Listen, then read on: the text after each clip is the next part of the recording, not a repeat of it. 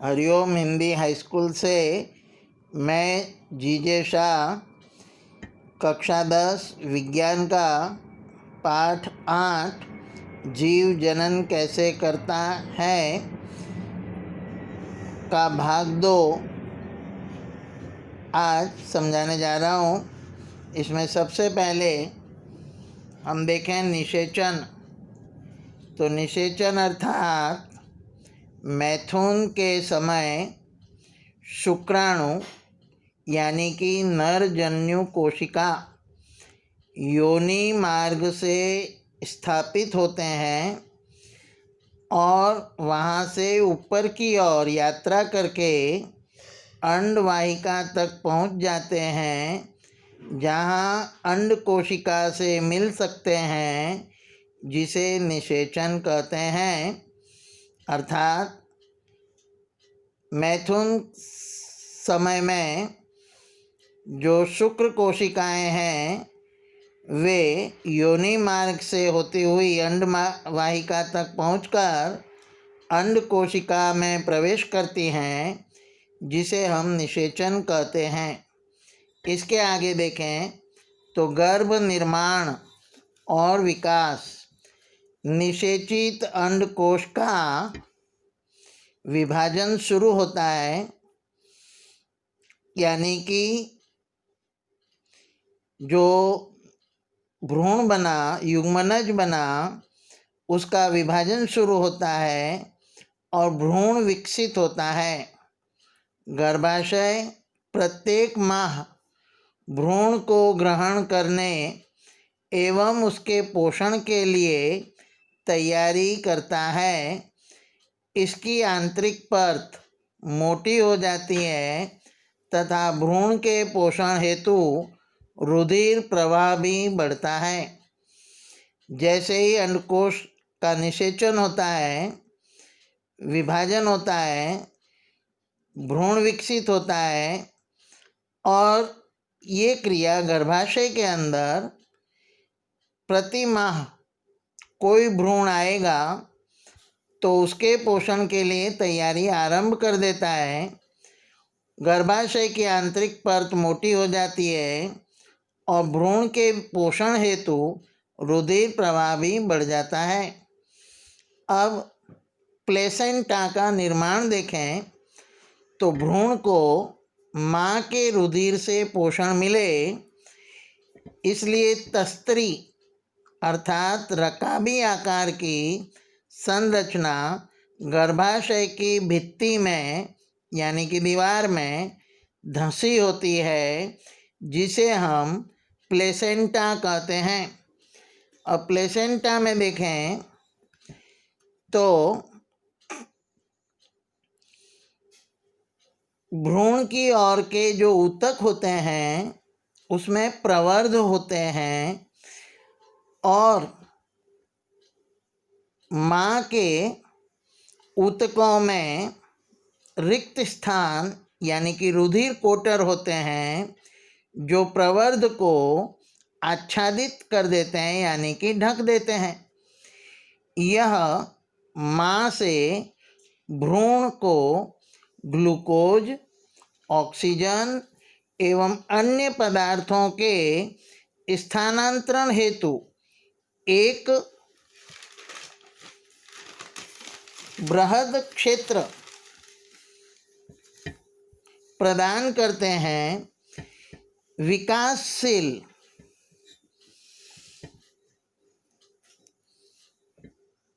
भ्रूण द्वारा अपशिष्ट पदार्थ भी उत्पन्न होते हैं, जो प्लेसेंटा माँ के रुधिर में स्थानांतरित होते हैं। माँ के गर्भाशय में गर्भ को विकसित होने में 9 माह का समय लगता है। गर्भाशय के पेशियों के लयबद्ध संकुचन से शिशु का जन्म होता है। तो ये हमने शिशु का जन्म कैसे होता है ये देखा। अब इसके अगला मुद्दा हम चर्चा करें तो वह है रजोधर्म यानी ऋतुस्राव, निषेचन हो जाता है तो हमने देखा ऊपर भ्रूण का विकास होता है और बाल शिशु उत्पन्न होता है। परंतु मान लीजिए कि निषेचन नहीं हुआ तो उस अवस्था में पर्त यानी कि गर्भाशय के अंदर भ्रूण के पोषण हेतु तैयारी के रूप में जो अंदरूनी परत बनी थी वो जो है योनि मार्ग से टूटकर रुधिर एवं म्यूकस के रूप में धीरे धीरे निष्कासित होती है।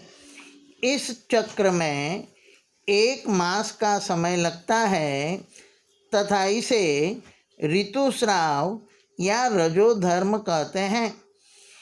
रजोधर्म की अवधि लगभग 2 से 8 दिनों की होती है। अब लैंगिक परिपक्वता के संदर्भ में तरुणों पर क्या क्या दबाव होते हैं उसकी चर्चा करें तो तरुणों में जनन क्रिया के लिए मित्रों का दबाव भी होता है। विवाह एवं संतानोत्पत्ति के लिए पारिवारिक दबाव भी हो सकता है। संतानोत्पत्ति से बचकर रहने का सरकारी तंत्र की ओर से भी दबाव हो सकता है। कहने का मतलब जब तरुण लैंगिक परिपक्वता धारण करता है तब उस व्यक्ति पर इस तरह के दबाव आ सकते हैं।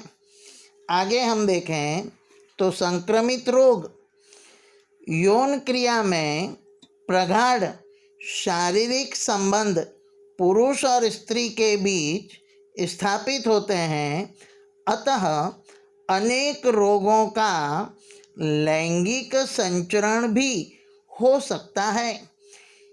अब इसमें देखें तो एक जीवाणुजन्य रोग है जिनके नाम है गोनोरिया एवं सिफिलिस। तो याद रखें, जीवाणुजन्य संक्रमित रोगों के नाम पूछें तो गोनोरिया एवं सिफिलिस है, जबकि वायरस जन्य संक्रमित रोग हम देखें तो मसा तथा HIV एड्स है। अब इनके रोकथाम के लिए, संक्रमित रोगों के रोकथाम के लिए यौन क्रिया के दौरान शिश्न के लिए आवरण या कंडोम के प्रयोग से इनमें से अनेक रोगों का संचरण का निरोध संभव हो सकता है। तो इस तरह इस कंडोम के उपयोग से हम संक्रमित रोगों को रोक सकते हैं और उस पर नियंत्रण ला सकते हैं। आगे हम देखें तो मुद्दा है हमारा जनसंख्या नियंत्रण, यानी कि बढ़ती हुई जनसंख्या को रोकने के लिए गर्भावस्था रोकना आवश्यक है। उसके कुछ वैज्ञानिक उपाय देखें तो सबसे पहले यांत्रिक अवरोध, शिश्न को ढकने वाले कंडोम या योनि में रखे जाने वाली अनेक युक्तियों का उपयोग किया जा सकता है जिससे शुक्राणु अंड कोशिका तक नहीं पहुँचते। स्त्री गर्भाशय में लूप या कॉपर टी स्थापित करके गर्भावस्था रोक सकते हैं। इसके विपरीत प्रभाव भी उत्पन्न होते हैं। अब अगला मुद्दा देखें तो दूसरी पद्धति है रासायनिक अवरोध, यानी कि रासायनिक अवरोध के द्वारा भी हम गर्भावस्था को रोक सकते हैं, जिसके अंदर गर्भ अवरोधक गोलियों का उपयोग करते हैं। ये हार्मोन संतुलन के परिवर्तित करती है, अतः इसके कुछ विपरीत प्रभाव भी हो सकते हैं। फिर आगे देखें तो शस्त्रक्रिया या शल्य क्रिया पुरुष की शुक्रवाहिकाओं को अवरुद्ध कर दिया जाए तो शुक्राणुओं का स्थानांतरण रुक जाता है। इसी प्रकार यदि स्त्री की अंडवाहिनी या फैलोपियन नलिका को अवरुद्ध कर दिया जाए तो अत्यधिक तो अंडकोशिका या अंडकोश या बिंब गर्भाशय तक नहीं पहुंच पाते। दोनों ही अवस्था में निषेचन नहीं हो सकता। इसके लिए शल्य क्रिया तकनीक का द्वारा अवरोध उत्पन्न करते हैं और शल्य क्रिया तकनीक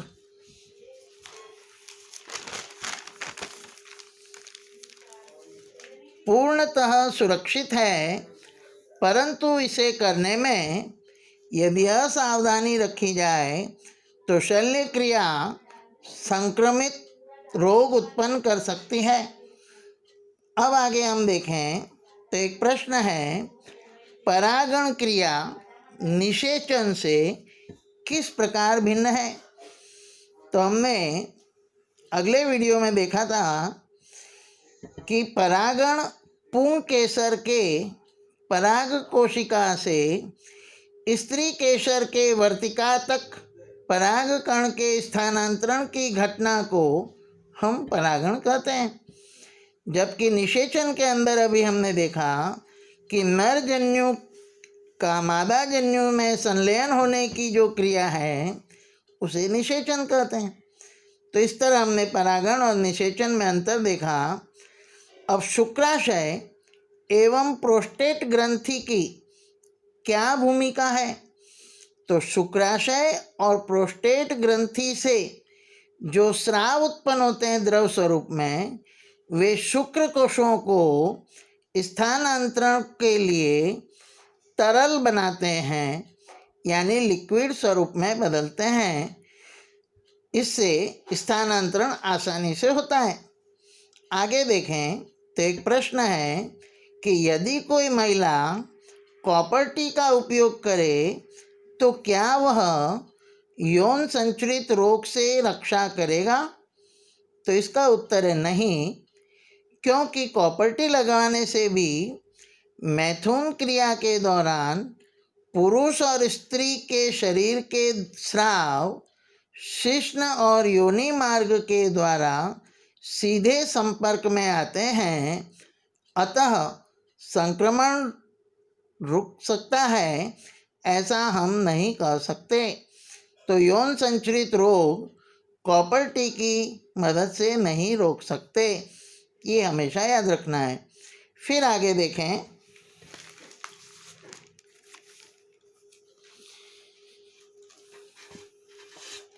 तो इस तरह हमने जीव जनन कैसे करता है ये पाठ पूर्ण किया। आज बच्चों नया पाठ भी शुरू करेंगे। पाठ नंबर 5, तत्वों का आवर्त वर्गीकरण। आप जानते हैं प्रकृति के अंदर कई तत्व पाए जाते हैं। शुरुआत में वैज्ञानिकों ने तत्वों को गुणधर्म के आधार पर वर्गीकृत करने के कई प्रयास किए ताकि अव्यवस्थित को व्यवस्थित किया जा सके। सबसे पहले ज्ञात तत्वों को धातु एवं अधातु में विभाजित किया, वर्गीकृत किया। जैसे जैसे तत्व एवं उनके गुणधर्म के बारे में हमारा ज्ञान बढ़ता गया, वैसे वैसे उन्हें वर्गीकृत करने के प्रयास बढ़ गए। और इसमें सबसे पहले देखें तो डॉब्राइनर के त्रिक का नियम, उसके आधार पर तत्वों का वर्गीकरण कैसे हुआ। तो सन 1817 में जर्मन रसायन वुल्फगांग डाब्रेनाइर ने समान गुणधर्मों वाले तत्वों को समूहों में व्यवस्थित करने का प्रयास किया। उन्होंने तीन तीन तत्व वाले कुछ समूहों को चुना एवं उनके समूहों को त्रिक कहा। डॉब्राइनर ने बताया कि त्रिक के तीनों तत्वों को उनके परमाणु द्रव्यमान के आरोही क्रम में रखने पर बीच वाले तत्व का परमाणु द्रव्यमान अन्य दो तत्वों के परमाणु द्रव्यमान का औसत होता है। आइए समझें हम लोग कि लिथियम, सोडियम और पोटेशियम ये एक त्रिक है जिसका परमाणु का द्रव्यमान लिथियम का 6.9, सोडियम का 23, पोटेशियम का 39 है। तो आप देखेंगे कि लिथियम और पोटेशियम का औसत द्रव्यमान 6.9 और 39 दोनों को जोड़कर 2 से भाग दें तो औसत द्रव्यमान 22.95 आता है, यानी कि लगभग 23 आता है। और आप देखेंगे कि सोडियम का परमाणु द्रव्यमान 23 है। तो इस तरह डॉब्राइनर ने त्रिक के समूह बनाए जिसमें 3 समूह के उदाहरण मैंने यहाँ लिखे हैं। पहला हमने समझा lithium, sodium, potassium, calcium, strontium, barium, chlorine, bromine और आयोडीन। इस तरह डॉब्राइनर के ये त्रिक हैं, इन्हें याद रखने चाहिए।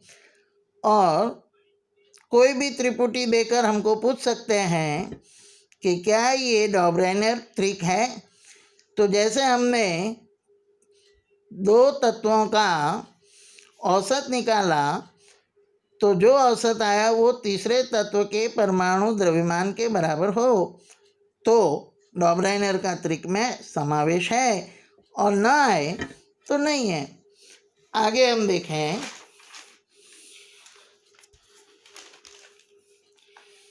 न्यूलैंड्स का अष्टक का सिद्धांत। न्यूलैंड्स का अष्टक का सिद्धांत सन 1866 में अंग्रेज वैज्ञानिक जॉन न्यूलैंड्स ने ज्ञात तत्वों को परमाणु द्रव्यमान के आरोही क्रम में व्यवस्थित किया।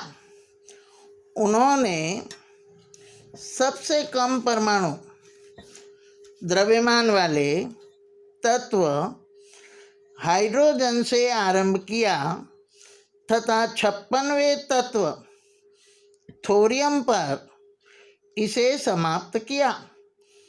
प्रत्येक 8वें तत्व का गुणधर्म पहले तत्व के गुणधर्म के समान है। उन्होंने इसकी तुलना संगीत के अष्टक से की और इसलिए उन्होंने इसे अष्टक का सिद्धांत कहा। न्यूलैंड्स का अष्टक सिद्धांत, न्यूलैंड के अष्टक में हम देखें तो लिथियम एवं सोडियम के गुणधर्म समान थे। इसी प्रकार बेरिलियम और मैग्नीशियम के गुणधर्म समान थे। इसकी सारणी आप लोग किताब के पेज नंबर 90 पर सारणी नंबर 5.3 देख सकते हैं। अब कुछ प्रश्न हैं। क्या डॉब्राइनर के त्रिक न्यूलैंड के अष्टक के स्तंभ में भी पाए जाते हैं? तुलना करके पता कीजिए। तो हम देखें कि लिथियम, सोडियम और पोटेशियम डॉब्राइनर की त्रिक है। अष्टक के नियम के अनुसार लिथियम को प्रथम तत्व माने तो 8वां तत्व सोडियम जो है उसके गुणधर्म समान है। द्वितीय तत्व सोडियम को माने, प्रथम तत्व माने तो 8वें क्रम का तत्व पोटेशियम आता है। तो इन दोनों के तत्व के गुणधर्म भी दोनों नियमों के अनुसार समान पाए जाते हैं। तो इस तरह इस प्रश्न की उत्तर की हमने पुष्टि की। आगे देखें तो एक प्रश्न है, डॉबराइनर वर्गीकरण की सीमाएं बताइए। डॉबराइनर के समय में ज्ञात सभी तत्वों का वर्गीकरण नहीं कर सके, ये इसकी सीमा है। जैसे नाइट्रोजन, फास्फोरस और आर्सेनिक को त्रिक में समावेश नहीं कर पाए। इसी तरह जो हमने न्यूलैंड्स का अष्टक का सिद्धांत पढ़ा, उसकी सीमाएं देखें तो न्यूलैंड्स का अष्टक का सिद्धांत मात्र हल्के तत्व को ही लागू पड़ा। कैल्शियम के बाद प्रत्येक आठवें तत्व के गुणधर्म प्रथम तत्व के समान नहीं है। न्यूलैंड्स ने 56 तत्वों को जमाया और ये सोचा कि प्रकृति में इतने ही तत्व हैं, परंतु भविष्य में अनेक तत्वों की खोज हुई जिनमें अष्टक का नियम लागू नहीं कर पाए। इसके अलावा देखें तो कोबाल्ट और निकल को एक ही स्थान पर रखा। देखें हम तो आयरन Fe, उनके गुणधर्म भी कॉपर, कोबाल्ट और निकल के समान है, परंतु उसका स्थान भिन्न रखा गया। ये न्यूलैंड्स के अष्टक के सिद्धांत की सीमाएं थी। तो इस तरह आज हमने पाठ नंबर 8 जीव कैसे जनन करता है उसको पूर्ण किया और प्रकरण 5 आवर्त सारणी का तत्वों का आवर्तीय वर्गीकरण में डॉबराइनर और न्यूलैंड्स के नियम को समझे, इन्हें स्वाध्याय में लिखें, स्वाध्याय के प्रश्न हल करें और तैयारी करें। जय हिंद, जय भारत।